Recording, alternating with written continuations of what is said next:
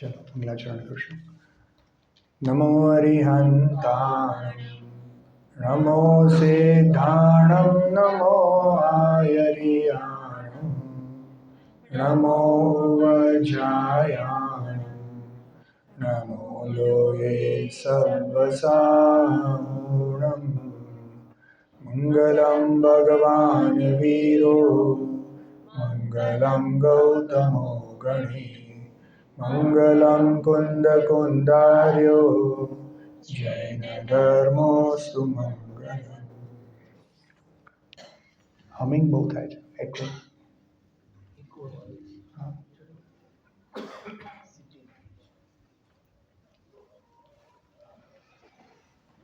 જો આપણે પ્રથમોપશમ સમ્યક્ત્વ પૂર્વની જે 5 લબ્ધિઓ છે એનો આપણે સ્વાધ્યાય કરી રહ્યા છે।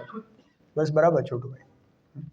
એ પ્રથમોપશમ સમ્યક્ત્વ પહેલા જે 5 લબ્ધિઓ જીવ પ્રાપ્ત કરે છે એ 5 લબ્ધિઓના નામ કોને કોને યાદ રહી ગયા?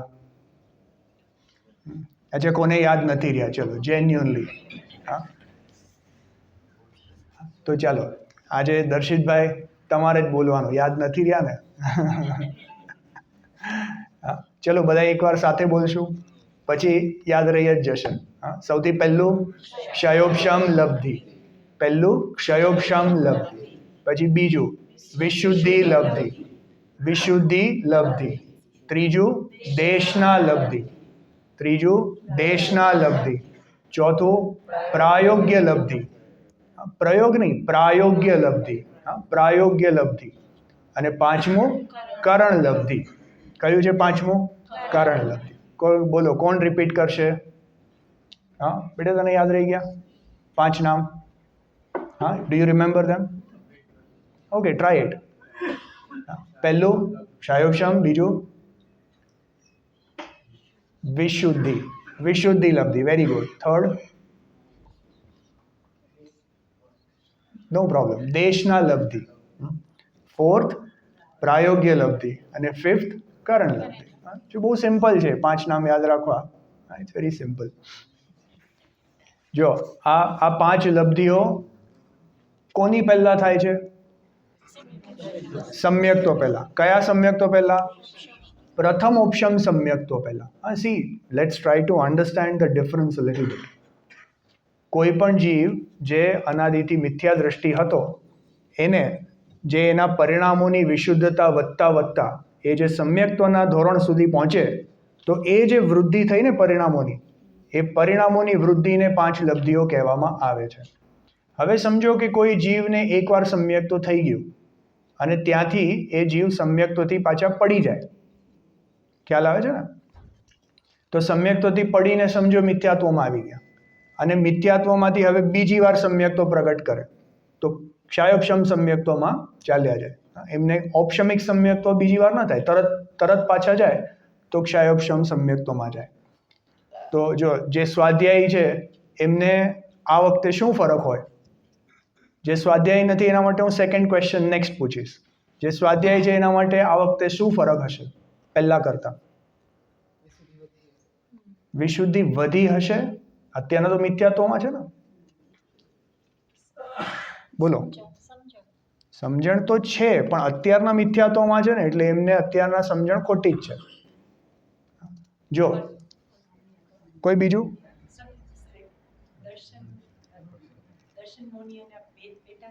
હા બરાબર, હા you are on the right track. હા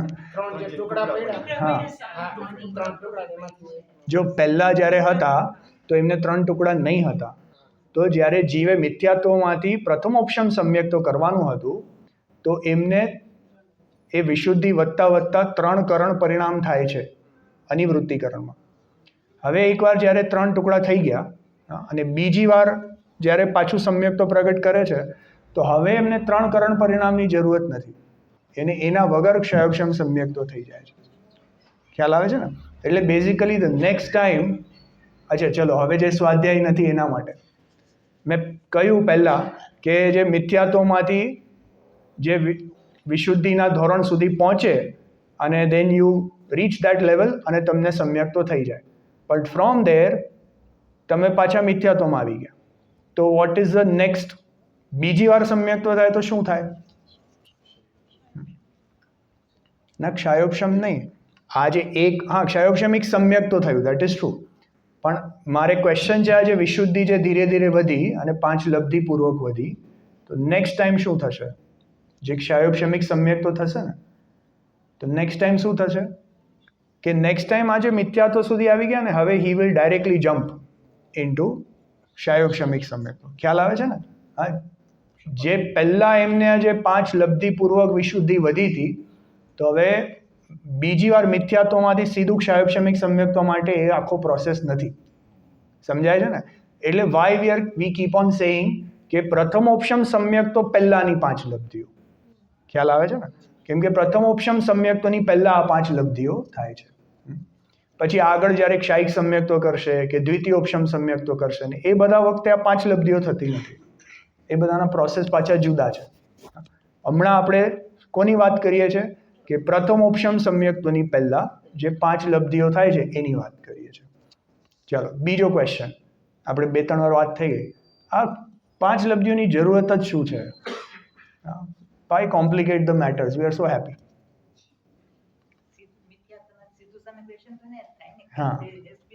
હા, મિથ્યાત્વમાંથી સમ્યક્તો ન થાય તો there is some process. હા, કંઈક પ્રોસેસ હોય ટ્રાન્ઝિશન. પણ સમ્યક્તો કરવું જ શું કામ છે? સુખી થવા માટે. જો આ જીવ સંસાર દશામાં નિરંતર આપણને ઈચ્છાઓનું દુઃખ રહ્યા કરે છે, વારંવાર જીવને અલગ અલગ પ્રકારની કંઈક ને કંઈક ઈચ્છાઓ થાય છે, એને કારણે એ દુઃખી રહ્યા કરે છે. એની બદલે એકવાર સમ્યક્તો પ્રગટ થાય તો આ હું આત્મા પરિપૂર્ણ પદાર્થ છું એવો એને એવો નિર્ણય થઈ જાય કે હવે એને બહારના પદાર્થોની જો એક પ્રકારની અસ્થિરતાની ઈચ્છાઓ તો છે, એક જે ઇવન જ્ઞાની ધર્માત્માઓ છે એને એક પ્રકારની અસ્થિરતાની ઈચ્છાઓ તો છે, પણ એ જે મિથ્યા માન્યતારૂપ પદાર્થને પોતાપણ કરી લેવું છે એવી એમને ઈચ્છા થતી નથી. ખ્યાલ આવે છે ને? એટલે ટુ સમ એક્સટેન્ટ એ જીવ હવે સુખી થઈ ગયા છે, આંશિક સુખી છે. ખ્યાલ આવે? સમ્યક તો પ્રગટ થતા અંશે સુખી થયા છે. તો એ સુખ પ્રગટ કરવા માટે થઈને જીવને સમ્યક દર્શન પ્રગટ કરવું છે. ખ્યાલ આવે છે? હા, ચાલો. તો આપણે જોયું કે સમ્યક તો શું કામ જોઈએ છે? સમ્યક તો કરવું હોય તો શું કમ્પલસરી છે? 5 લબ્ધિ. પણ એના સિવાય આપણે બીજી પણ કંઈક કન્ડિશન્સ મૂકી હતી, કોઈને યાદ છે? 10 પ્રકારની પાત્રતાઓની ચર્ચા આપણે કરી હતી. ચલો, કોને 10માંથી 2-4 યાદ છે? Very good. સૌથી પહેલું કે અર્ધપૂતગલ પરાવર્તનની અંદર એનો કાળ હોવો જોઈએ. મારે બી પેજ કાઢવું પડશે ને. I also don't remember all of them. હા, તો જો અર્ધપૂતગલ પરાવર્તનની અંદર જેનો હવે સંસાર દશાનો કાળ બાકી છે, તો એ જીવને સમ્યક તો થઈ શકે છે. પછી બીજું, ચારેય ગતિના જીવોને સમ્યક તો થાય છે. ત્રીજું, ભવ્ય જીવ હોવો જોઈએ. ચોથું, મિથ્યા દ્રષ્ટિ હોવો જોઈએ. પછી પાંચમું, સંઘની પંચેન્દ્રિયો હોવો જોઈએ. છઠ્ઠું, ગર્ભજ જીવ હોવો જોઈએ. ગર્ભજ કોની અપેક્ષાએ? કે મનુષ્ય અને તિર્યંજ ગતિના જીવો એ ગર્ભજમાં જે ગર્ભમાં ઉત્પન્ન થાય એવા જીવોને જ સમ્યક તો થઈ શકે છે. એના પછી આગળ પર્યાપ્ત જીવ હોવો જોઈએ. પર્યાપ્ત જીવ હોવો જોઈએ. એના પછી 8મું, મંદ કષાયી જીવ હોવો જોઈએ. મંદ કષાય વાળો જીવ હોવો જોઈએ. 9મું, કે જાગૃત જીવ હોવો જોઈએ. જાગૃત એટલે જાણે ઊંઘમાં હોય એને સમ્યક તો થતું નથી, જાગૃત દશામાં હોવો જોઈએ. અને છેલ્લું 10મું, સાકાર જ્ઞાનોપયોગ વાળો, એટલે ખૂબ ચિંતન મનનના કાળમાં એ જીવને સમ્યક તો પ્રગટ થાય છે. અને એના સિવાય આ 11મી કન્ડિશન શું છે? કે 5 લબ્ધિ પૂર્વક જ જીવને સમ્યક તો થાય છે. આની ચર્ચા આપણે કરી. હવે જો એ 5 લબ્ધિમાંથી આપણે સૌથી પહેલી લબ્ધિ લીધી હતી, કઈ લબ્ધિ છે? ક્ષાયોપશમ લબ્ધિ. એ ક્ષાયોપશમ લબ્ધિની ચર્ચા આપણે ગઈકાલે શરૂ કરી હતી. ચલો, સૌથી પહેલા એક ક્ષાયોપશમ કોને કહેવાય છે? કોઈને ખ્યાલ છે?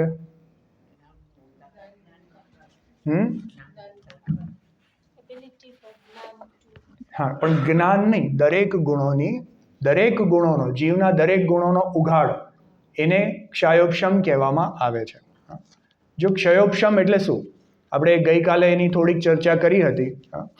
જો આજે મેં બોર્ડ મંગાવ્યું છે એટલે આપણે થોડુંક વધારે થોડુંક સૂક્ષ્મતામાં જઈ શકીએ. આજે ફરીથી હું સંજીવજીનું એક લેક્ચર સાંભળતો હતો. તો એમણે બહુ જ સરસ ઉદાહરણ આપ્યું. So I will start with that example અને then I will go on the board. ઉદાહરણ શું આપ્યું કે સમજો કોઈ 5-6 મહિનાનો નાનો બાળક હોય. એ 5-6 મહિનાના બાળકને આપણે આંગળી પકડીને એને ચાલવાનો પ્રેક્ટિસ કરાવીએ. એને આમ ઊભું કરીએ અને એને આંગળી પકડીને ચાલવાની પ્રેક્ટિસ કરાવીએ. એ બિચારો બાળક શું વિચાર કરતો હશે કે આ બેવકૂફ છે ને, કે મને આમ પગે ચલાવીને લઈ જાય છે. ઇફ યુ અલાઉ મી તો મારા ઘૂંટણે તો દોડીને ત્યાં પહોંચી જાઉં. અહીંથી ત્યાં મારા ઘૂંટણે તો દોડીને પહોંચી જાઉં, પણ તો એ મને પકડીને ચલાવે છે. પણ સી હી ડઝન્ટ રિયલાઇઝ કે over a longer period of time once you start practising તો then it is so easily apparent કે 2 પગે આરામથી તમે ચાલીને પહોંચી જાઓ. એવી જ રીતે જો આપણે નાના હતા સ્કૂલમાં તો આપણને એકડે 1 ને બગડે 2 ને આમ હાથ પકડીને આપણા પેરેન્ટ્સ કે ટીચર્સ આપણને ઓલામાં સમજાવતા હતા. હવે આજે એ ન શીખ્યું હોત તો આજે આપણને લખતા વાંચતા જ ન આવડત. એવી જ રીતે જો અમુક જે જીનાગમની કર્ણા નિયોગની પરિભાષાઓ છે એ બહુ બેઝિક વસ્તુ છે. જો આ સમજી લઈએ ને તો આગળના ઘણા બધા કોન્સેપ્ટ આપણને સમજવામાં હેલ્પ્સ, એ બહુ મદદરૂપ થશે. કેમ કે જો ક્ષયોપશમ શબ્દ છે ને ઘણી જગ્યાએ આવે છે.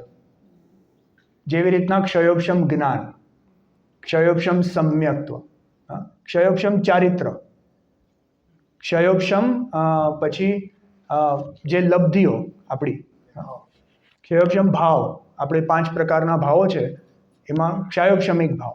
તો આ બધા માટે જો ક્ષયોપશમ શબ્દ નહીં સમજીએ તો આપણને જે બેઝિક ફંડામેન્ટલ વસ્તુ છે એ જ ક્લિયર નહીં થાય. તો જો આજે હું ફરીથી થોડીક બેઝિક ભાષામાં I will try to explain it on the board. આપણે થોડુંક change the angle. Actually, I got it. ચાલશે કે હું આ કાઢી દઉં? No, I'll hold this in my hand. I have a wireless one. No need. We are good. તમે ખાલી માઇક ચેન્જ કરી નાખો.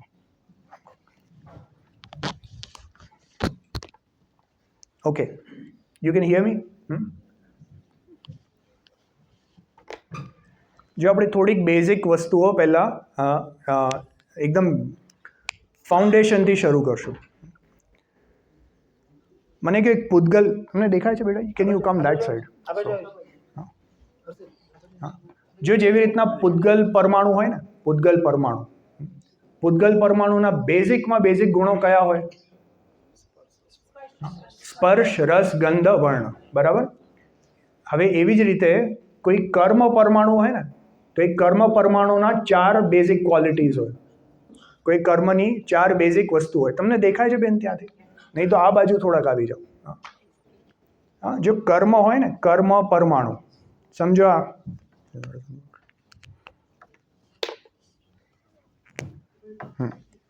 સમજો આ એક 1 યુનિટ સિંગલ પરમાણુ છે કર્મ. તો એની 4 બેઝિક ક્વોલિટીઝ હોય છે. એક છે પ્રકૃતિ, પછી છે પ્રદેશ, સ્થિતિ અને અનુભાગ. દેખાય છે પાછળથી?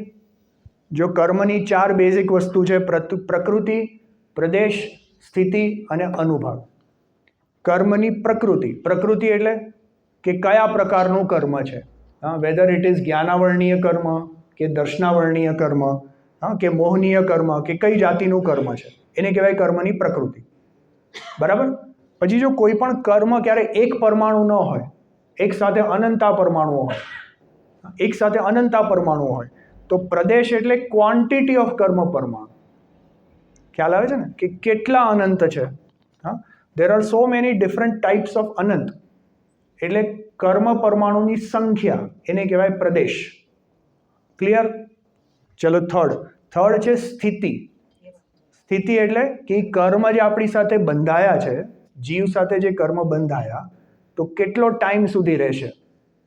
So it is duration of કર્મ. ટાઈપ, ક્વોન્ટિટી, ડ્યુરેશન, બરાબર. અને અનુભાગ એટલે કર્મની ફળ દેવાની શક્તિ, એની ઇન્ટેન્સિટી.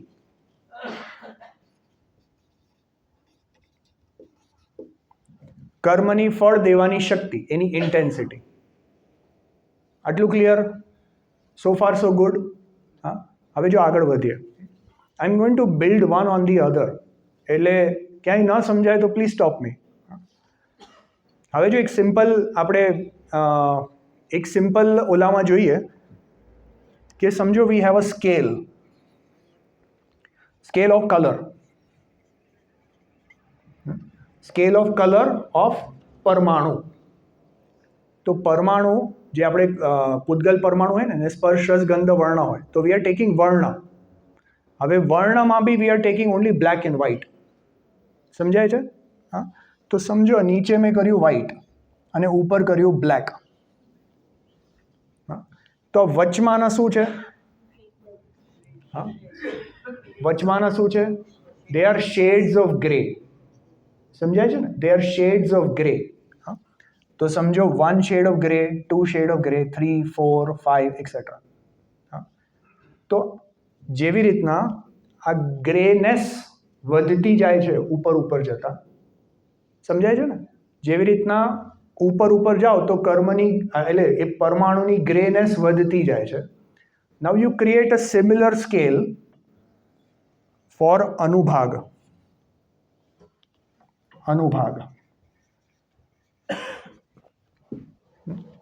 તો નીચે આર ધ માઇલ્ડેસ્ટ કર્મ અને ઉપર આર ધ સ્ટ્રોંગેસ્ટ કર્મ. સમજાય છે? સો ફાર વિથ મી? જેવી રીતના સમજો કે આપણે જ્ઞાનાવર્ણીય કર્મની અનુભાગની સ્કેલ બનાવી. હવે જ્ઞાનાવર્ણીય કર્મનું ફંક્શન શું છે? હા, કે જીવના જ્ઞાનને આવરણ કરવું. બરાબર? જીવના જ્ઞાનને આવરણ કરવું. તો જ્યાં માઇલ્ડેસ્ટ કર્મ છે ત્યાં જીવના જ્ઞાનનો ઉઘાડ વધારે હશે. સમજાય છે કે નહીં? હા, જ્યાં કર્મ સામેના માઇલ્ડર છે તો અહીંયા જીવના જ્ઞાનનો ઉઘાડ વધારે છે. અને સમજો કર્મ સ્ટ્રોંગેસ્ટ છે તો આવરણ વધારે છે, તો જીવના જ્ઞાનનો ઉઘાડ ઓછો છે. આટલું સમજાય છે કે નહીં બધાને? હા, સમજાયું? સો ફાર સો ગુડ. હા, કાંઈ ક્વેશ્ચન? ચાલો આગળ. હવે સમજો કે આપણે જ્ઞાનાવર્ણીય કર્મ જેવો કોઈ ઘાતી કર્મ લીધું. હા, હવે અહીંયા આપણે સમજો કોઈ પણ ઘાતી કર્મ લીધું. સો ઇટ કેન બી જ્ઞાનાવર્ણીય, દર્શનાવર્ણીય, મોહનીય કે અંતરાય, એની ઓફ ધેમ. એ બધા જ કર્મમાં નીચેના માઇલ્ડર કર્મ હોય તો એ શું કરશે કે જીવના સ્વભાવનો ઘાત ઓછો કરશે. સો મોર સ્વભાવ ઇઝ ઓપન. બરાબર? આઈ એમ રિપીટિંગ ધ સેમ થિંગ જે મેં હમણાં કહ્યું કે જો માઇલ્ડર કર્મ હોય તો જીવના સ્વભાવનો ઘાત ઓછો થશે, અને જો સ્ટ્રોંગર કર્મ હોય તો જીવના સ્વભાવનો ઘાત વધારે થશે. આટલું clear? So far so good. હા, હવે now I am going to draw an arbitrary line. સમજો I have drawn arbitrary line somewhere here. એ આર્બિટ્રરી લાઇનની નીચે અને એની ઉપર આ જે નીચેનું બેન્ડ છે અને ઉપરનું બેન્ડ છે, એમાં વધારે સ્ટ્રોંગર કર્મ કયું? ઉપરના. બરાબર છે? આ ઉપરના જે વધારે સ્ટ્રોંગ અનુભાગવાળા કર્મ છે એને કહેવાય છે સર્વઘાતી. સમજાય છે કે નહીં? અને આ જે નીચેના બેન્ડવાળા છે એને કહેવાય છે દેશઘાતી. ફરીથી, જે કર્મની અનુભાગ શક્તિ ઓછી છે એવા કર્મને કહેવાય દેશઘાતી, અને જે કર્મની અનુભાગ શક્તિ વધારે છે એને કહેવાય સર્વઘાતી. એમાં વચ્ચે લાઈન શું છે? એ લાઈન એક ક્રિટિકલ જંક્શન છે કે જેની ઉપર જો કર્મની અનુભાગ શક્તિ હોય તો જીવના સ્વભાવનો પૂરેપૂરો ઘાત થાય છે એટલે એને કહેવાય સર્વઘાતી. સર્વઘાતી કોને કહેવાય? કે જેનો ઉદય થતાં એની સામે જીવના સ્વભાવનો પૂરેપૂરો ઘાત થઈ જાય. અને દેશઘાતી કોને કહેવાય? કે એ કર્મનો ઉદય થતાં સામે જીવના સ્વભાવનો પૂરો ઘાત નથી થતો, પાર્શિયલ ઘાત થાય છે. સમજાય છે ને? તો જેમાં પાર્શિયલ ઘાત થાય એને દેશઘાતી કહેવાય, અને જેમાં પૂરો ઘાત થાય એમાં સર્વઘાતી કહેવાય છે. આટલું સમજાયું? હવે જો જે થોડા સ્વાધ્યાયી છે એના માટે હું થોડુંક વધારે વિશેષ કહીશ. જે બીજાને ન સમજાય તો ચિંતા ન કરો, આટલું તો સમજાયું ને? મારું મૂળ પ્રયોજન આટલું સમજાવવું જ હતું, કેમ કે ક્ષયોક્ષમની પરિભાષા માટે will come back to this. એટલે અહીંયા આ પોઈન્ટને યાદ રાખજો. ચલો હવે જે વધારે સ્વાધ્યાય છે એ સમજજો. આપણે જોયું હતું કે there are two type of કર્મ પ્રકૃતિ. ગઈકાલે આપણે જોયું હતું, એક સર્વઘાતી પ્રકૃતિ અને એક દેશઘાતી પ્રકૃતિ. ખ્યાલ આવે છે? જેવી રીતના આપણે જોયું હતું કેવલ જ્ઞાનાવરણ છે એ સર્વઘાતી પ્રકૃતિ છે. કેવલ જ્ઞાનાવરણનો ઉદય ક્યારે પણ આવે તો જીવના સ્વભાવમાં કેવલ જ્ઞાન ક્યારે પ્રગટ થતું નથી. બરાબર? એટલે એને સર્વઘાતી પ્રકૃતિ કહેવાય છે. અને કોઈક પ્રકૃતિ દેશઘાતી પ્રકૃતિ છે. જેવી રીતના સમજો મતિ જ્ઞાનાવરણ, અવધિ જ્ઞાનાવરણ એ દેશઘાતી પ્રકૃતિઓ છે. તો જ્યારે મતિ જ્ઞાનાવરણનો ઉદય આવે છે તો એમાં જીવના સ્વભાવનો પૂરેપૂરો ઘાત નથી થતો. બરાબર? આટલું આપણે ગઈકાલે આટલું જ છોડી દીધું હતું. હવે એમાં જો ફર્ધર ડિટેલ એડ કરું છું કે જે દેશઘાતી પ્રકૃતિ છે એમાં સર્વઘાતી સ્પર્ધકો પણ છે અને દેશઘાતી સ્પર્ધકો પણ છે.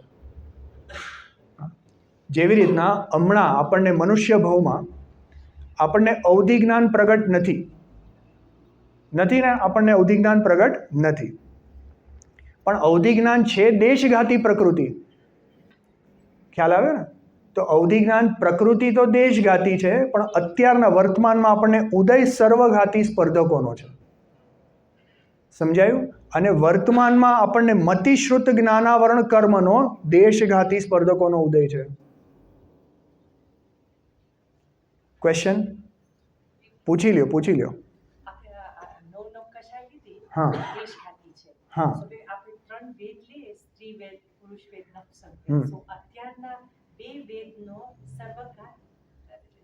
ના એ નહીં. જો ત્યાં છે ને એમાં એમ થાય છે કે એ વખતે અત્યારના સમજો હું પુરુષ છું તો પુરુષને સ્ત્રી વેદનો જ ઉદય છે, બીજા બેનો ઉદય જ નથી.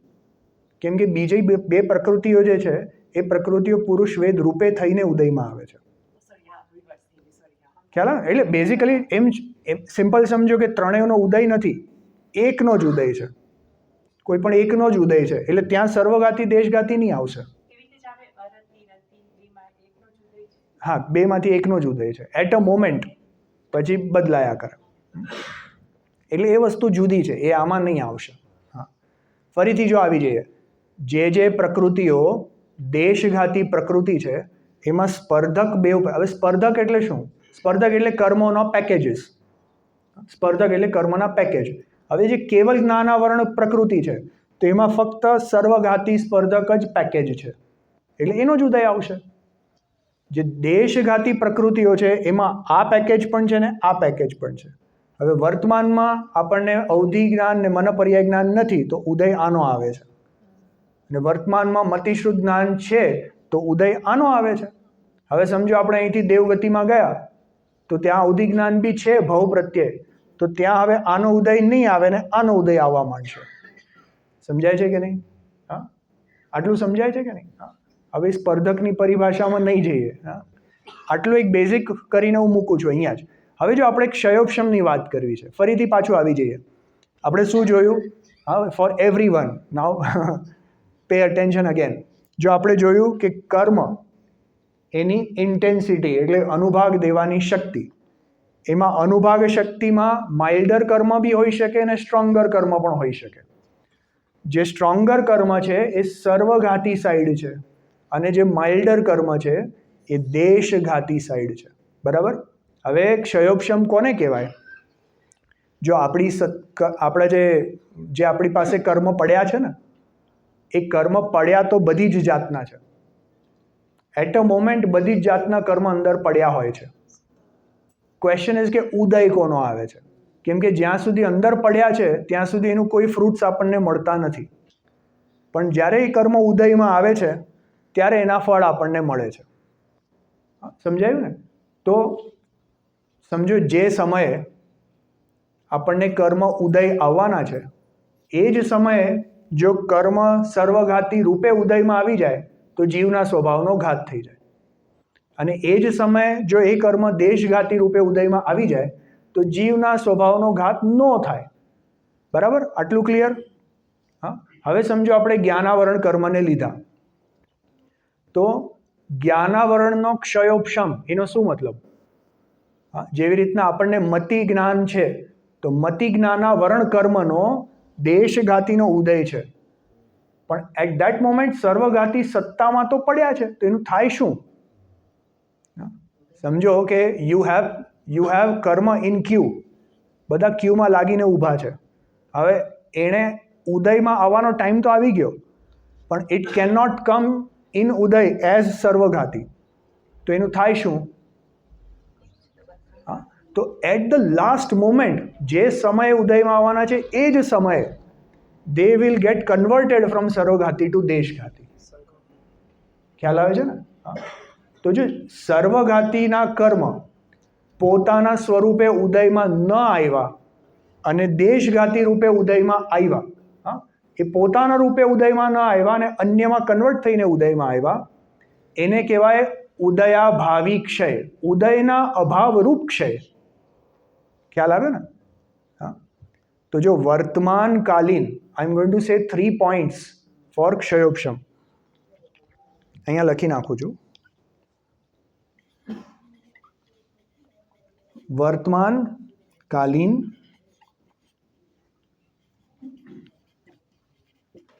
સર્વઘાતી સ્પર્ધકોનો ઉદયા અભાવી ક્ષય. શોર્ટ ફોર્મમાં લખું છું, જગા નથી એટલે.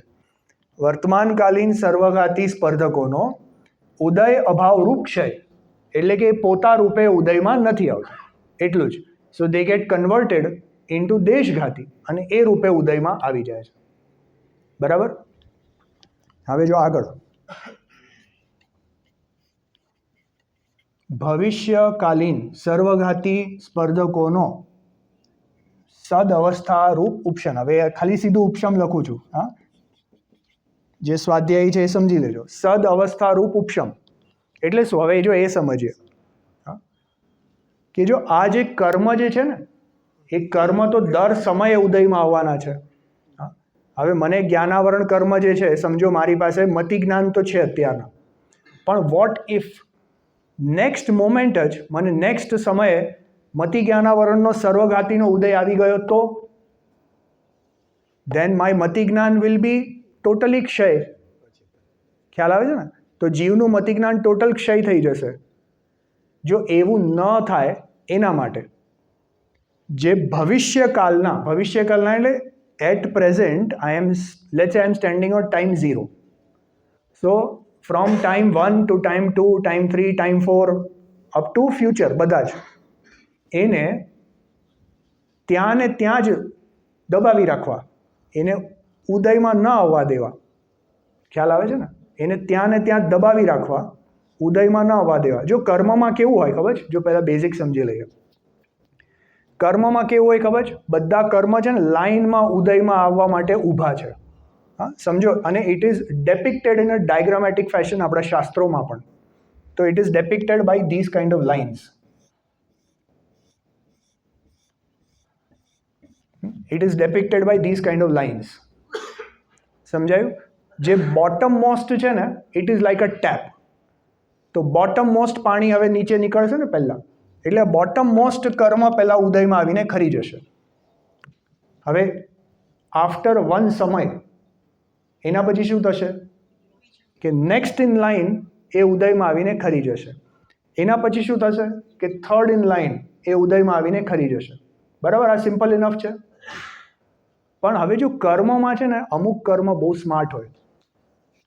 હા, અમુક કર્મ બહુ સ્માર્ટ હોય. જેવી રીતના જો આપણે ટ્રાફિક લાઇટ છે અને આપણે બધા લાઇનમાં ઊભા છે, પણ અમુક વેહિકલવાળા કેવા હોય કે બહુ સ્માર્ટ હોય એ લોકો શું કરે કે બાયપાસ કરીને સીધા આગળ પહોંચી જાય.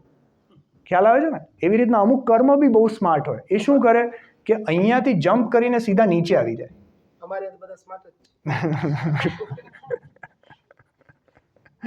અમારે ઇન્ડિયામાં એનાથી સ્માર્ટ છે બધા.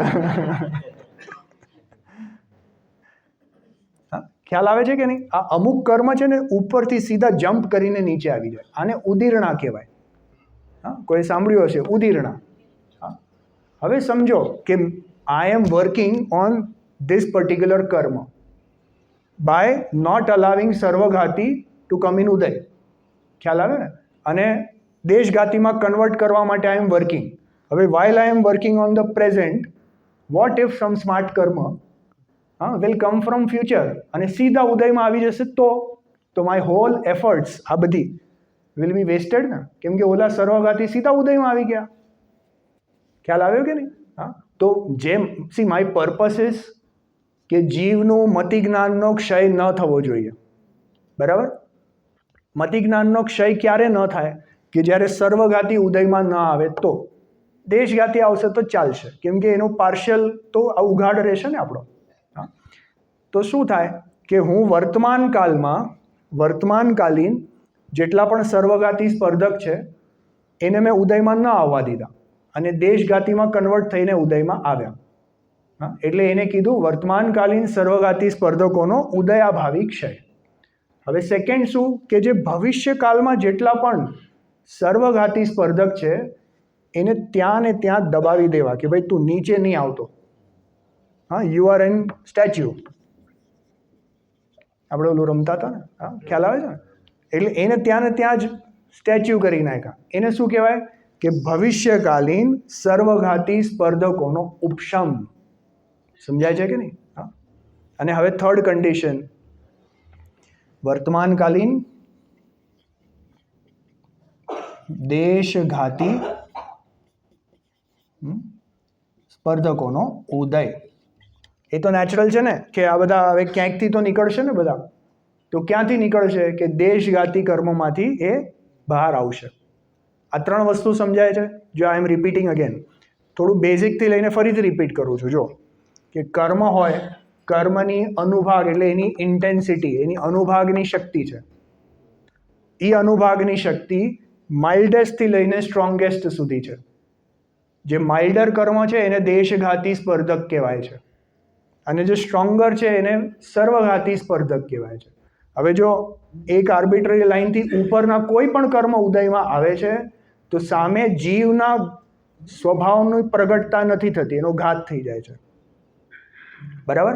હવે આપણે અહીંયા જીવનો સ્વભાવ લીધો કે મતિ જ્ઞાન. જો જીવને મતિ જ્ઞાન પ્રગટ ન હોય તો જીવ અજીવ થઈ જાય. એટલે જીવે at any cost, I am just dramatising a little bit, જીવે એટ એની કોસ્ટ આ સર્વઘાતી સ્પર્ધકને ઉદયમાં નથી આવવા દેવાના. તો એ શું કરશે કે ત્રણ વસ્તુ એ કરશે, ત્રણ પ્રોસેસ એ કરશે કે વર્તમાન કાળમાં જેટલા પણ સ્પર્ધક સર્વઘાતી છે એટ ધ મોમેન્ટ એને દેશઘાતીમાં કન્વર્ટ કરી નાખશે. એ અહીંયા ને અહીંયા જ કન્વર્ટ થાય છે by the way, in the present moment જ. પછી શું કર્યું કે ભવિષ્યમાં જેટલા સર્વઘાતી છે એને ત્યાં ને ત્યાં ઉપશમિત કરી નાખ્યા. અને થર્ડ શું કર્યું કે જે વર્તમાનમાં દેશઘાતી કર્યા હતા ને, બસ એ દેશઘાતી રૂપે ઉદયમાં આવીને ખરી જશે. આ ત્રણ કન્ડિશન જ્યારે ફૂલફિલ થાય ત્યારે કર્મનો ક્ષયોપશમ કહેવાય છે. જો આ ક્ષય પ્લસ ઉપશમ, ખ્યાલ આવે ને? વર્તમાન કાળમાં સર્વઘાતીનો પોતા રૂપે ઉદય ન આવવો એને ક્ષય કહેવાય અને ભવિષ્યકાળમાં એનો જ ઉપશમ કરી નાખ્યો એટલે ક્ષય પ્લસ ઉપશમ ઇઝ કોલ્ડ ક્ષયોપશમ. આટલું સમજાય છે? હા. હવે જો આને તમે થોડું પ્રેક્ટિકલી વિચાર કરો, જો એટ એવરી મોમેન્ટ જીવના, આપણે ગઈકાલે જે એક એક્ઝામ્પલ લીધું હતું ને કે સમજો કે જીવ ઊંઘમાં છે. ઊંઘમાં પણ આપણો કંઈક તો જ્ઞાન ખીલેલું છે ને, સાવ તો ઝીરો થતું નથી, પણ એ કંઈક તો ખીલેલું છે, પણ દેટ ખીલેલું જ્ઞાન ઇઝ વેરી લેસ. એનો મતલબ કે સમજો આપણને ઉદય ક્યાંનો આવે છે કે અહીંયાનો આવે છે. It is a very high level of દેશઘાતી કર્મ. પછી જેમ આપણે થોડા હાફ નિંદરમાં છે, આ હાફ ઉઠ્યા તો એ દેશઘાતીની ઇન્ટેન્સિટી થોડી કમ થઈ, ખ્યાલ આવે ને, થોડુંક નીચે આવ્યું, એટલે આપણું જ્ઞાન ખીલ્યું, હજી ઉઘાડ થયો. એના પછી once we are completely woken up અને સમજો કે we have brushed, we have done everything અને now we are ready for સ્વાધ્યાય or we are ready for work or whatever, તો ત્યારે આપણું mind is now very sharp અને we are fully active, fully જાગૃત. તો ત્યારે દેશઘાતીનો ઉદય ક્યાં હશે કે ઇટ્સ સ્ટીલ વેરી લેસ. એ પણ ઝીરો તો નહીં થાય, કેમ કે કંઈક તો કર્મનો ઉદય આવશે ને, અધરવાઇઝ કેવળ જ્ઞાન થઈ જશે. ખ્યાલ આવ્યો કે નહીં?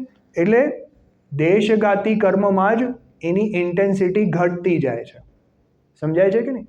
અને સામે જ્ઞાનનો ઉઘાડ વધતો જાય છે. ખ્યાલ આવ્યો? જ્ઞાનનો ઉઘાડ વધવો આને ક્ષયોક્ષમ કહેવાય છે. આપણે એની કોની સાથે કમ્પેર કર્યું હતું? આપણે એની કોની સાથે કમ્પેર કર્યું હતું? પંખા સાથે. આપણે પંખાનું રેગ્યુલેટર હોય ને, હા, તમે એને એક પોઈન્ટ પર મૂકો તો બહુ સ્લો ચાલે. જે થોડું ઇલેક્ટ્રિકલ એન્જિનિયરિંગ જાણતા હોય, હા, કે એક પોઈન્ટ પર પંખો છે એટલે રેઝિસ્ટન્સ સૌથી વધારે છે. સમજાયું ને? અને 5 પોઈન્ટ પર પંખો છે એટલે રેઝિસ્ટન્સ બહુ ઓછો છે.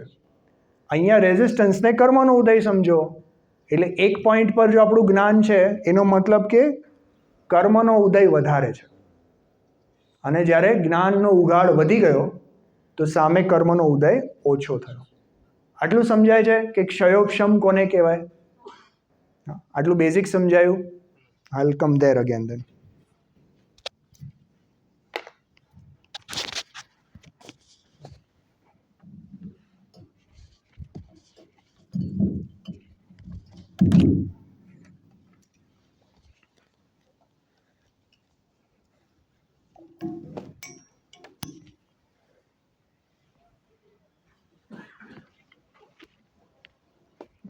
તો જો આપણે કર્મનો ક્ષયોક્ષમ કેવી રીતના થાય છે એને ડિટેલમાં જોયું.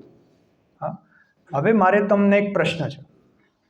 આઈ have a question for you કે કર્મનો ક્ષયોક્ષમ અને ક્ષયોક્ષમ લબ્ધિ are they same or different? How are they different? કેવી રીતના અલગ? જીવના પોતાના પરિણામ.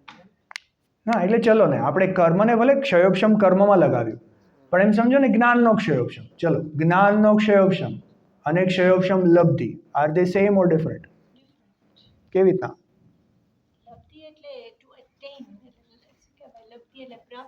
પ્રાપ્તિ. શેની પ્રાપ્તિ? ના, હજી તત્વજ્ઞાન સુધી નથી પહોંચ્યા. ઇટ વિલ કમ, પણ હજી નથી પહોંચ્યા. બોલો દાદી.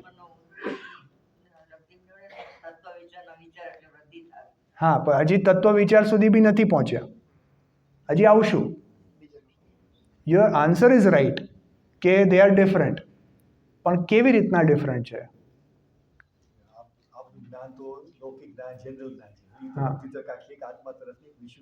હા, ના ના, જો ઇટ ઇઝ સ્ટીલ નોટ આત્મા તરફની, પણ ઇટ ઇઝ વિશુદ્ધિ. That is true. જો અને થોડુંક સમજ. હા, બોલો, કોઈ કહો છો કંઈ? ઓકે. જો ક્ષયોક્ષમ જ્ઞાન તો જીવને 10મા 12મા ગુણસ્થાન સુધી હોઈ શકે છે.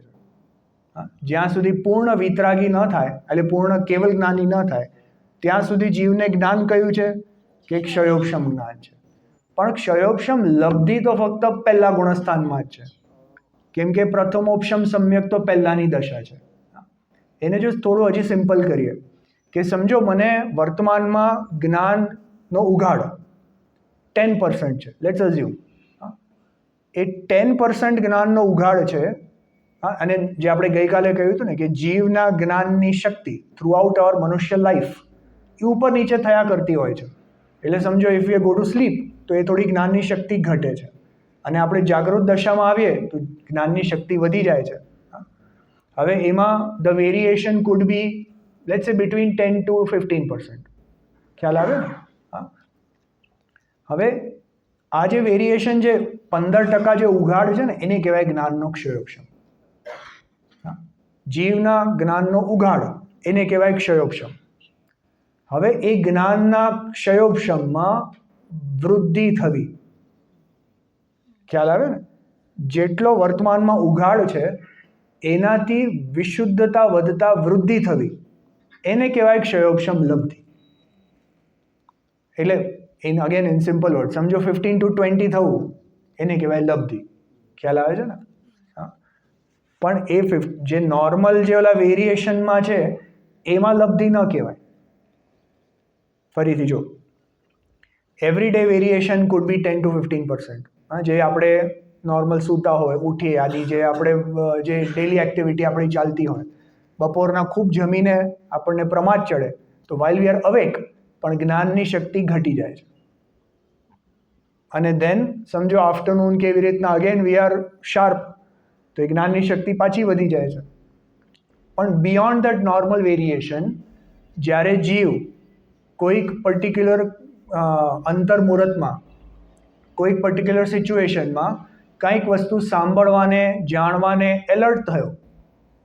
સમજો કે કોઈ એમ કે ધ્યાનથી સાંભળજો હું આ કંઈક મહત્વનું કહું છું અને ત્યારે આપણું માઇન્ડ થોડુંક આમ વેવર બી થતું હોય બટ સડનલી કોઈ એમ કીધું એટલે યુ સ્ટાર્ટ લિસનિંગ કે હા શું કહે છે. હા, તો એ જે આપણને દેટ મોમેન્ટ એ જે આપણને જ્ઞાન ફોકસ્ડ થયું અને એનો જે ઉઘાડ વધ્યો એને ક્ષયોક્ષમ લબ્ધિ કહેવાય છે. ખ્યાલ આવે છે ને? હા. જો ક્ષયોક્ષમ લબ્ધિ એક અંતર્મુહૂર્તનો પ્રોસેસ છે કે અંતર્મુહૂર્ત માટે જ જ્ઞાનનો ઉઘાડ વધવો. આ ખાલી જ્ઞાનનો નહીં, એકચ્યુઅલી ક્ષયોક્ષમ લબ્ધિ તો બધા જ જ્ઞાનાવરણાદી કીધું છે. જ્ઞાનાવરણાદી દરેક કર્મનો ક્ષયોક્ષમ થવો એટલે ત્યાં પરિણામોની વિશુદ્ધિ થવી, ચારિત્રના રાગદ્વેષ ઘટવા, એમાં દર્શન મોહનીય બી ઘટવો, જ્ઞાનાવરણ બી ઘટવું, દર્શનાવરણ બી ઘટવું અને બધાનો એક સાથે ઉઘાડ ફોર દેટ અંતર્મુહૂર્ત એ ટેમ્પરરી વધવો એને ક્ષયોક્ષમ લબ્ધિ કહેવામાં આવે છે. ખ્યાલ આવે છે? હવે જો વિશુદ્ધિની વાત હજી હવે કરશું, સેકન્ડ લબ્ધિ વિશુદ્ધિ લબ્ધિમાં. અત્યારે પહેલી કન્ડિશન શું હતી કે ક્ષયોક્ષમ લબ્ધિ થવી. જો આપણે જે 10 કન્ડિશન જોઈ સમ્યક્ત્વની એમાં આપણે શું જોયું કે એક સંઘની પંચેન્દ્રિય જીવ હોવો જોઈએ. તો સંઘની પંચેન્દ્રિય છે તો સંઘની પંચેન્દ્રિયને રિલેટેડ જ્ઞાનનો ઉઘાડ તો ઓલરેડી છે ને એ જીવને. હા, સમજો ઇફ વી આર હ્યુમન્સ તો હ્યુમનને બેઝિક હ્યુમન જેટલું જ્ઞાન તો હોય ને. અને ઇફ વી આર તિર્યંશ સમજો ઇફ વી આર હરણ કે સિંહ કે વાઘ કે એવું કંઈક તો એને પણ એના જેટલો તો જ્ઞાનનો ઉઘાડ છે ને. તો એટલો જ્ઞાનનો ક્ષયોક્ષમ તો ઓલરેડી છે. ખ્યાલ આવે ને? તો એને ક્ષયોક્ષમ લબ્ધિ ન કહેવાય. ખ્યાલ આવે છે? હા. પણ એમાં પણ થોડીક વિશુદ્ધિ થવી, હા, એને ક્ષયોક્ષમ લબ્ધિ કહેવામાં આવે છે. બટ સી ઇન જનરલ ક્ષયોક્ષમ લબ્ધિ થવી એ પુરુષાર્થનું કામ નથી. એ પુણ્યના ઉદય આમ જ થઈ જાય છે. કેમ કે દિવસમાં એવી કેટલીય ક્ષણો હશે કે જ્યારે આપણે we become a little more alert. સમજો આપણે આજનું જ એક્ઝામ્પલ કહું. આજે today we were a little late coming in the morning અને અમે આવ્યા અને અમે દર્શન કરતા હતા. આઈ વોઝ ડુઈંગ દર્શન અને ત્યાં દર્શન કરતાં જ આમ દૂરથી એવો ભાસ થયો કે ગુરુદેવનો અવાજ આવે છે. બિકોઝ વી વર લેટ એટલે આઈ ન્યૂ કે ગુરુદેવશ્રીનું પ્રવચન હમણાં ચાલુ થવાનું છે અને ત્યાં એવો ભાસ થયો કે ગુરુદેવનો અવાજ આવે છે. હજી તો મંદિરમાં છીએ, પણ એવો ભાસ થતાં આપણો કાન તરત લંબાય કે નહીં ત્યાં, હા, કે એકચ્યુઅલી પ્રવચન ચાલુ થઈ ગયું કે નહીં. ખ્યાલ આવે છે ને? તો આ જે ત્યાં એ તરફ ઉપયોગનું લંબાવવું અને ત્યારે એટલો ક્ષયોક્ષમ એનો વધવો, આ પુણ્યના ઉદય થયું કે પુરુષાર્થથી થયું? આ પુણ્યના ઉદયે બધું થયું. ખ્યાલ આવે છે ને? તો આ જે ક્ષયોક્ષમ લબ્ધિ એ પુણ્યના ઉદયનું કાર્ય છે. આટલું સમજાય છે કે નહીં? હા, ક્ષયોક્ષમ લબ્ધિ બધાને સમજાયું? હા, જે જીવના જે અનેક ગુણો છે એની સામે જે જીવના ગુણોની સામે જેટલા પણ ઘાતી કર્મો છે એ બધા જ ઘાતી કર્મોના શક્તિને એના ઇન્ટેન્સિટીની એનો ઘટાડો થવો અને સામે જીવના સ્વભાવનું ખીલવું એને કહેવાય છે ક્ષયોક્ષમ લબ્ધિ. ખ્યાલ આવ્યો? હવે જો એનાથી આઈ એમ મૂવિંગ ટુ વિશુદ્ધિ લબ્ધિ. વિશુદ્ધિ લબ્ધિ કોને કહેવાય? કે વિશુદ્ધતા વધવી. વિશુદ્ધિ લબ્ધિ કોને કહેવાય? વિશુદ્ધતા વધવી. જો આ 5 લબ્ધિમાં જેટલો અઘરો વિષય હતો ને થઈ ગયો. હા. હવે અઘરો વિષય આવશે સીધો અનિવૃત્તિકરણમાં. એની પહેલાં બધું ઇઝી છે. તો જો વિશુદ્ધિને સમજીએ. વિશુદ્ધિ કોને કહેવાય? મેં પહેલા જ ક્લાસમાં કહ્યું હતું વિશુદ્ધિ કોને કહેવાય? નહીં, રાગ દ્વેષની વાત નથી. હા, પરિણામોમાં જે નિર્મલતા થવી એને કહેવાય વિશુદ્ધિ વધવી. ખ્યાલ આવે છે ને? હા, જે જીવના પહેલા સંશ્લેષ પરિણામ હતા એ સંશ્લેષ પરિણામથી એમાં જે નિર્મલતા વધી એને કહેવાય વિશુદ્ધિ થવી. હવે જો ફોર એક્ઝામ્પલ મેં ગઈકાલે બી લીધું હતું કે સમજો આપણે સવારના નાહી ધોઈને એકદમ ફ્રેશ થઈને રેડી થઈ ગયા. Now our mind is very sharp. અને એટલા જ ટાઈમમાં આપણે ન્યૂઝ ચેનલ ચાલુ કરી નાખી. એટલે એક બાજુ તો જીવની ક્ષયોક્ષમ વધ્યો, ક્ષયોક્ષમ ખીલ્યો ને, કેમ કે ક્યાં ઊંઘમાં હતા ને આપણી જ્ઞાનની શક્તિ બીડાઈ ગઈ હતી અને એમાંથી ક્ષયોક્ષમ ખીલીને નાવ વી આર વેરી એલર્ટ. અને એ એલર્ટ હતા અને ત્યાં આપણે પરિણામ કેવા થયા? હા, કે ઓલા ન્યૂઝ ચેનલ ચાલુ થઈ, આણે અહીંયા બોમ્બ મારી દીધો, અહીંયા આગ લાગી ગઈ, ત્યાં ઓલા આની હત્યા કરી નાખી, ત્યાં આનું રેપ થઈ ગયું, ત્યાં અહીંયા એક્સિડન્ટ થઈ ગયો, કે અહીંયા આમ થઈ ગયું. આ બધું સાંભળીને જીવને કેવા પરિણામ આવે? કેવા પરિણામ આવે? અરે જીવને અંદરથી આમ એક ક્રોધના, એક પ્રકારના દ્વેષના ભાવ થાય કે નહીં? એટલે એ જે એના પરિણામ, જે એક બાજુ તો જીવના ક્ષયોક્ષમ વધ્યો હતો અને બીજી બાજુ ઓલા સંશ્લેષ પરિણામ ચાલુ થઈ ગયા. એટલે જે વિશુદ્ધિ વધવી જોતી હતી એની બદલે તો એ ઘટીને સંશ્લેષતા તરફ વહી ગઈ. સમજાય છે કે નહીં? એની બદલે હવે જો બીજી બાજુ સમજો આપણે નાહી ધોઈને તૈયાર થઈને સરસ મજાનું આપણે મંદિર આવી ગયા અને મંદિર આવીને આપણે સમજો જિનેન્દ્ર ભગવાનના અભિષેક પૂજા આદિ કરીએ છીએ. અને અભિષેક પૂજામાં આપણે સમજો કોઈ ભગવાનના ગુણાનુવાદ કરીએ છીએ, જે જયમાલ આપણે કરીએ ને, તો ભગવાનના ગુણાનુવાદ એમાં ચાલે છે. એમાં આપણે સમજો પહેલાં ઓલી સ્તુતિ લીધી આગળ કે સકલ જ્ઞેય જ્ઞાયક તદપી નિજાનંદ રસલીન. કોઈને ખ્યાલ છે સ્તુતિ? તમે અહીંયા લ્યો કે નહીં ખબર નહીં, પણ આગળ આપણી જે પૂજાની પુસ્તક હોય ને એમાં જે પૂજા સંગ્રહમાં છે ને એમાં આગળ આવે છે.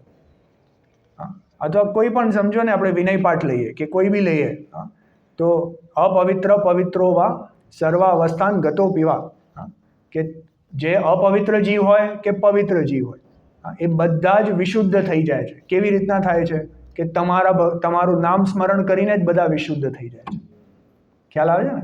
તો જો આપણે આવી રીતના ઓલા એક તો જ્ઞાનનો ક્ષયોક્ષમ ખીલ્યો હતો અને એમાં આવીને આપણે ભગવાનના ગુણોનું સ્મરણ કર્યું કે ભગવાન કેવા છે, કે અરે વિતરાગી છે, ભગવાન કેવા છે, સર્વજ્ઞ છે, લોકાલોકને જાણે છે, એમની આવી શક્તિ છે, એમાં આવા ગુણો છે. તો આ કરતાં શું થયું કે આપણા પરિણામોની વિશુદ્ધિ વધી. વિશુદ્ધિ કોને કહેવાય? પરિણામોમાં રાગ દ્વેષ ભાવ ઘટવા અને પરિણામોમાં નિર્મલતા વધવી, એને એમ કહેવાય વિશુદ્ધિ થવી. આ ખ્યાલ આવે છે કે નહીં? હા, જો એઝ સચ ક્ષયોક્ષમ લબ્ધિ અને વિશુદ્ધિ લબ્ધિ એ બેવ એક જ કોઈનની બેવ બાજુ છે, કેમ કે દે હેપન ટુગેધર. જે સમયે જીવને જ્ઞાનનો ક્ષયોક્ષમ તો હતો જ પહેલેથી, પણ એક બાજુ આપણે સમજો કે જે હમણાં કહેતો હતો કે ભગવાનના ગુણાનુવાદ આવતા હતા. સમજો આપણે પૂજન વિધાનમાં બેઠા હોય અને કોઈ ગાય છે અને સડનલી એ શબ્દ પર આપણું ધ્યાન ગયું, તો આપણું ધ્યાન ત્યાં જતાં એ જ સમયે જ્ઞાન પણ એનો વિચાર કરવા લાગ્યું કે આ શબ્દના મિનિંગ શું છે, અને એ જ સમયે રાગ દ્વેષ ભાવ પણ ઘટ્યા અને સડનલી આપણા પરિણામ નિર્મલ થતા ગયા. ખ્યાલ આવે છે ને? એટલે જ્ઞાનનું ત્યાં જવું એક ક્ષયોક્ષમ લબ્ધિ, જ્ઞાનનો ઉઘાડ થવો ક્ષયોક્ષમ લબ્ધિ, અને સામે પરિણામોનું નિર્મલ થવું એ વિશુદ્ધિ લબ્ધિ. ખ્યાલ આવે છે ને? હા, જો જીવને ક્ષયોક્ષમ લબ્ધિ ને વિશુદ્ધિ લબ્ધિ તો અનંતવાર થયા જ કરે છે. ખ્યાલ આવે છે ને? આવું તો નિરંતર થયા કરે છે. નિરંતર એટલે પણ દિવસમાં ઘણી વાર થયા કરે. પણ જેવી રીતના સમજો આપણે રોડ પર ગાડી ચલાવીએ છીએ. હવે પહેલી વાર આપણે ગાડીને સ્ટાર્ટ કરીએ તો ફર્સ્ટ ગિયરમાં નાખી. અહીંયા તો બધી ઓટોમેટિક છે, અમારે ત્યાં ગિયરવાળી હોય. હા, કે સમજો ગિયરમાં નાખી તો ફર્સ્ટ ગિયરમાં નાખી, પછી એઝ યુ પિકઅપ સ્પીડ, હવે આગળ જગ્યા હોય તો તમે શું કરો કે હજી સેકન્ડ ગિયરમાં નાખો અને then you again pick up speed. હા, પણ સમજો આગળ બીજી ગાડી હોય તો શું કરો, then you have to hit brake. હા, સમજો તમે સેકન્ડ કે થર્ડ ગિયરમાં પણ છો અને આગળ કોઈ આવી ગયું ક્રોસ કરવા માટે, then what do you have to do, you have to go back. તમારે એને સેકન્ડ ગિયર ફર્સ્ટ ગિયરમાં આવવું પડે. હા, એવી જ રીતે સમજો અહીંયા જીવને પહેલાં ક્ષયોક્ષમ લબ્ધિ થઈ, પછી વિશુદ્ધિ લબ્ધિ થઈ, અને એટલી જ વારમાં એવું કંઈક બ્રેક આવી ગઈ. હા, કે કોઈ સમજો કોઈ એવા નિમિત્ત આવી ગયા કે જીવને સંશ્લેષ પરિણામ થયા કે એવું કંઈક થયું, તો હવે સેકન્ડ ગિયરમાં ગાડી છે પણ શું થાય કે બ્રેક મારીને તમારે ઝીરો પર આવી જવું પડે. ખ્યાલ આવે છે ને? હવે ઝીરો પર આવી ગયા તો પાછું ક્યાંથી શરૂ થાય, થર્ડથી શરૂ થાય, ક્યાંથી શરૂ થાય કે પાછું પહેલેથી શરૂ થવું પડે. ખ્યાલ આવે છે ને? હા, હવે સમજો કે આપણે ગાડીને ફિફ્થ ગિયરમાં લઈ જવી હોય, હા, અમારે મુંબઈમાં, અહીંયાની વાત નથી કરતો, અમારે મુંબઈમાં ફિફ્થ ગિયર પર લઈ જવી હોય ને એની પહેલાં 100 વાર તો તમારે એ વસે 1 to 1 2 જ કરવી પડે. કેમ કે આગળ સ્પીડ જ ન પકડી શકાય, જગ્યા જ ન હોય. એટલે એવી જ રીતે અહીંયા જે ફિફ્થ કરણ લબ્ધિ છે ને, એ કરણ લબ્ધિ સુધી પહોંચવા પહેલા કેટલીય વાર ક્ષયોક્ષમ ને વિશુદ્ધિ લબ્ધિ થયા જ કરતી હોય. ખ્યાલ આવે છે ને? પણ દર વખતે ત્યાં જાય અને પછી ત્યાંથી પાછા જીવના પરિણામ પડી જાય, એટલે વળી પાછું ઝીરો પર આવી જાય અને પાછી શરૂઆત કરવી પડે. આ સમજાય છે કે નહીં? હા, જો ફરીથી ક્ષયોક્ષમ લબ્ધિ કોને કહેવાય? જો હવે હું શાસ્ત્રમાંથી વાંચીને એની ટેકનિકલ પરિભાષા આપણે થોડી જોઈએ. હવે એક ભાવ તો આપણને સમજાઈ ગયો ને, હવે ટેકનિકલ પરિભાષા જોઈએ. જો મોક્ષમાર્ગ પ્રકાશક એનો 7મો અધ્યાય સમ્યક તો સન્મુખ મિથ્યા દ્રષ્ટિ, એ ટોપિકની અંતર્ગત 5 લબ્ધિઓનું સ્વરૂપ, એમાંથી જો હું વાંચું છું 5 લબ્ધિઓનું સ્વરૂપ: ક્ષયોક્ષમ લબ્ધિ, વિશુદ્ધિ લબ્ધિ, દેશના લબ્ધિ, પ્રાયોગ્ય લબ્ધિ અને કરણ લબ્ધિ. ત્યાં એટલે એ સમયે નંબર 1, ક્ષયોક્ષમ લબ્ધિ કોને કહેવાય? જેના હોવાથી તત્વ વિચાર થઈ શકે એવો જ્ઞાનાવરણાદિ કર્મનો ક્ષયોક્ષમ. ક્ષયોક્ષમ લબ્ધિ કોને કહેવાય? જ્ઞાનાવરણાદિ કર્મનો ક્ષયોક્ષમ. હવે જો જ્ઞાનાવરણાદિ કર્મનો ક્ષયોક્ષમ તો થયા જ કરતો હોય છે, પણ હવે જો ધ્યાન આપજો, એ લબ્ધિ નામ ક્યારે પામે? કે જ્યારે એમાં જીવ તત્વ વિચાર કરી શકે તો એ લબ્ધિ નામ પામે છે. ખ્યાલ આવે છે ને? હવે જ્ઞાનાવરણાદિ કર્મનો ક્ષયોક્ષમ આમ જ વેડફી નાખે આખા દિવસ દરમિયાન વિષય ભોગ સામગ્રીમાં, તો એને ક્ષયોક્ષમ લબ્ધિ કહેવાતું નથી. ખ્યાલ આવ્યો? હા, ચલો તો પહેલો પોઈન્ટ, ક્ષયોક્ષમ લબ્ધિ કોને કહેવાય? જેના હોવાથી તત્વ વિચાર થઈ શકે એવો જ્ઞાનાવરણાદિ કર્મનો ક્ષયોક્ષમ થાય. અર્થાત જો હવે ઓલી 3 કન્ડિશન વાંચ, અહીંયાથી કહેશે એ જ ફરીથી વાંચું છું. અર્થાત પોઈન્ટ નંબર કન્ડિશન 1, ઉદયકાળને પ્રાપ્ત સર્વઘાતી સ્પર્ધકોના નિષેકોના ઉદયનો અભાવ તે ક્ષય. ખ્યાલ આવે? જેટલા સર્વઘાતી સ્પર્ધકો છે એટલે ઉપરના જે હાઈ ઇન્ટેન્સિટી વાળા, એને ઉદયમાં આવવા દેતા નથી, એને કહેવાય ઉદયનો અભાવ તે ક્ષય. બરાબર? તે કન્ડિશન નંબર 1. સેકન્ડ, તથા સેકન્ડ કન્ડિશન, ભાવિ કાળમાં ઉદય આવવા યોગ્ય કર્મોનું સત્તામાં રહેવું તે ઉપશમ. જે ભવિષ્ય કાળમાં જે કર્મ ઉદયમાં આવવાના છે એ કર્મનું સત્તામાં રહેવું એટલે ત્યાં ને ત્યાં રહેવું, એને કહેવાય ઉપશમ. હવે જો જે સ્વાધ્યાયી છે એને જે ભવિષ્ય કાળના કર્મ છે ને એમાં ઉત્કર્ષણ અપકર્ષણ થઈ શકે, ઉદીર્ણા ન થઈ શકે, એને ઉપશમ કહેવાય. એટલે અહીંયા હજી ઉત્કર્ષણ અપકર્ષણ સંક્રમણ ભવિષ્યમાં થઈ શકે છે, ખાલી એની ઉદીર્ણા આવીને 0 પર આવી જતા નથી. બરાબર? તો બીજી કન્ડિશન શું કીધી? ભાવિ કાળમાં ઉદય આવવા યોગ્ય કર્મોનું સત્તામાં રહેવું તે ઉપશમ. અને ત્રીજી, એવી દેશઘાતી સ્પર્ધકોના ઉદય સહિત, જે દેશઘાતી કર્મ છે, જે દેશઘાતી લો ઇન્ટેન્સિટી કર્મ છે એનો ઉદય આવી જવો, એ કર્મ એ રીતે ખરી જવા. જો જે પ્રેઝન્ટ ટાઈમના સર્વઘાતી હતા એને પણ દેશઘાતી કરી નાખ્યા, એ પણ ઉદયમાં આવીને વયા ગયા. અને જે વર્તમાનમાં દેશઘાતી જ હતા એ પણ ઉદયમાં આવીને વયા ગયા, અને ભવિષ્યના એને ઉદયમાં આવવા દીધા નહીં, એને ત્યાં ને ત્યાં દબાવી રાખ્યા. So once you fulfil these 3 condition, that is called ક્ષયોપશમ. બરાબર? તો જો આવો ક્ષયોપશમ ક્યારે, કે જ્યારે જીવ તત્વ વિચાર કરવાની લાયકાત ધરાવે ત્યારે એને ક્ષયોપશમ લબ્ધિ કહેવાય છે. બરાબર? જો તેનું નામ ક્ષયોપશમ, અને તેની જે પ્રાપ્તિ તે ક્ષયોપશમ લબ્ધિ. જે ક્ષયોપશમ વખતે જીવ તત્વ વિચાર કરી શકે એવી કન્ડિશનની પ્રાપ્તિ થવી તેને કહેવાય ક્ષયોપશમ લબ્ધિ. બરાબર? દેટ ઇઝ નંબર 1, પહેલી લબ્ધિ. હવે બીજી લબ્ધિ જો, અત્યાર સુધી વાત કરી કર્મોના ક્ષયોપશમની, એટલે પરિણામોમાં વિશુદ્ધતા વધી. હવે એની સામે શું થયું? Second point, વિશુદ્ધિ લબ્ધિ. મોહનો મંદ ઉદય આવવાથી મંદ કષાયરૂપ ભાવ થાય. જે મોહ કર્મ છે ને, 4 પ્રકારના ઘાતી કર્મ છે: જ્ઞાનાવરણી, દર્શનાવરણી, મોહની, અંતરાય. એમાં જ્ઞાનાવરણી જ્ઞાનને ઘાતે છે, દર્શનાવરણી દર્શનને ઘાતે છે, અંતરાય કોને ઘાતે? કે વીર્ય ગુણને ઘાતે છે. પણ આ મોહનીય છે ને, એ જીવના 2 ગુણને એક સાથે ઘાતી નાખે છે. એક છે જીવનો શ્રદ્ધા ગુણ અને એક છે ચારિત્ર ગુણ. તો જે શ્રદ્ધા ગુણ છે એ માનવાનું કામ કરે છે, કે હું જીવ છું એવું માનવાનું કામ એ શ્રદ્ધા ગુણ કરે છે. એટલે મોહનો ઉદય આવતા એ જીવને હું જીવ છું એ માની શકતો નથી, ઊંધું માને છે, એટલે પોતાને શરીર આદિ માને છે.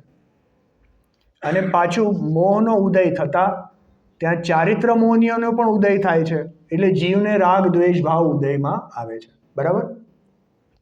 હવે જો ઓન ધ સેમ એક્સિસ, જે માઇલ્ડેસ્ટ થી સ્ટ્રોંગેસ્ટ છે ને, ઓન ધ સેમ એક્સિસ, હવે સમજો સ્ટ્રોંગર કર્મનો ઉદય આવે તો જીવના પરિણામોનો ઘાત વધારે થાય. બરાબર ને? અને જો માઇલ્ડર કર્મનો ઉદય આવે તો જીવના પરિણામોનો ઘાત ઓછો થાય છે. તો વિશુદ્ધિ લબ્ધિ વખતે શું થશે? કે જે કર્મ સ્ટ્રોંગર હતા એ માઇલ્ડર થતા જાય છે, એને વિશુદ્ધિ લબ્ધિ કહેવાય છે. કયા કર્મ? અહીંયા મોહનીય કર્મની વાત છે. ખ્યાલ આવ્યો ને? જીવના મોહનીય કર્મના, જો અહીંયા શું કીધું? મોહનો ઉદય, જીવના મોહ કર્મનો ઉદય માઇલ્ડ થતા જવું, એટલે કે પરિણામોમાં નિર્મલતા વધતા જવું, એને કહેવાય વિશુદ્ધિ લબ્ધિ. ખ્યાલ આવે છે કે નહીં? હા. જો મોહનો ઉદય મંદ આવવાથી મંદ કષાય રૂપ ભાવ થાય. મંદ કષાય એટલે શું? કોઈને ખ્યાલ છે? જો કષાય 2 પ્રકારના હોય, એક પુણ્યરૂપ કષાય અને એક પાપરૂપ કષાય. ખ્યાલ આવે છે ને? જે પાપરૂપ કષાય હોય ને એને તીવ્ર કષાય કહેવાય, અને જે પુણ્યરૂપ કષાય હોય એને મંદ કષાય કહેવાય. ખ્યાલ આવે છે? તો જ્યાં મોહનો ઉદય ઓછો છે તો જીવના પાપ ઓછા થાય છે અને પુણ્ય ભાવ વધે છે. એવી સિચ્યુએશનને વિશુદ્ધિ લબ્ધિ કહેવામાં આવે છે. ખ્યાલ આવે છે ને? એટલે એ સમયે જીવને ઓટોમેટિકલી ધર્મમયી પરિણામ થાય છે. એક બાજુ તો જીવના ક્ષયોપશમ એટલે એનો ઉઘાડ વધ્યો, અને બીજી બાજુ એ જ સમયે જીવને ધર્મમયી પરિણામ થયા, એટલે મંદ કષાય રૂપ ભાવ થયા, તો ત્યાં વિશુદ્ધિ લબ્ધિ કહેવાય છે. જો મોહનો ઉદય મન થવાથી મન કષાય ભાવ થાય, કે જ્યાં તત્વ વિચાર થઈ શકે. જો ફરીથી પહેલામાં કીધું હતું તત્વ વિચાર થઈ શકે, અહીંયા બીજામાં કીધું તત્વ વિચાર થઈ શકે, તેને વિશુદ્ધિ લબ્ધિ કહેવાય છે. આટલું સમજાય છે? હવે જો એમાંય ટ્વિસ્ટ. શું છે ટ્વિસ્ટ? કે જો ક્ષયોપશમ લબ્ધિ બી પુણ્યના ઉદયથી થયું હતું, કેમ કે પુણ્યના ઉદયથી ઓટોમેટિકલી જે કર્મનો ઉપર નીચે થયું અને ઉઘાડ વધ્યો. વિશુદ્ધિ લબ્ધિ બી છે ને પુણ્યના ઉદયે થાય છે. એમાં ત્યાં કઈ જીવનો ખાસ પુરુષાર્થ નથી, કેમ કે જો ઘણી વાર આપણને ઓટોમેટિકલી વિચાર આવે ને, કે હું કોણ છું, આ મારું સ્વરૂપ કેવું છે, આ શરીર હું નથી, અથવા તો ઓટોમેટિકલી વિચાર આવે ને કે અરે હે ભગવાન, આ થોડી શાંતિ મળે તો સારું. તો ઓટોમેટિકલી જીવને સુખ શાંતિ જોઈએ છે કે નહીં? તો આવા બધા પરિણામ ઓટોમેટિક થાય છે. ખ્યાલ આવે છે ને? એટલે વિશુદ્ધિ લબ્ધિ બી પુણ્યના ઉદયે થાય છે. એમાંય જીવનો કંઈ પુરુષાર્થ હજી સુધી એવો જેમ બળપૂર્વક પુરુષાર્થ કરીને એ કામમાં આવ્યો હોય ત્યાં સુધી નથી. જો બેઉ ડેફિનેશન તમે વાંચો બરાબર, પહેલાં શું કીધું કે એવો કર્મનો ક્ષયોક્ષમ કે જેમાં તત્વ વિચાર થઈ શકે, હજી કર્યો નથી. અને બીજું શું કીધું કે જેમાં મોહનો મંદ ઉદય આવ્યો અને મંદ કષાય રૂપ પરિણામ થયા કે જ્યાં તત્વ વિચાર થઈ શકે. તો એકચ્યુઅલ પુરુષાર્થ ક્યારે આવશે?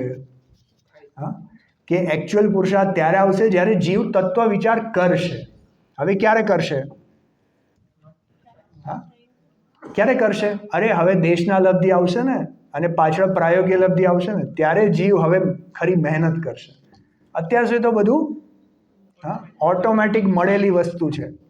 હવે જીવના પુરુષાર્થની વાત હવે થર્ડ અને ફોર્થમાં આગળ આવશે, એની ચર્ચા આપણે કાલે કરશું. એટલે જો અત્યાર સુધી જે તમને મળ્યું ને એ તો પુણ્યના ઉદય મળ્યું છે.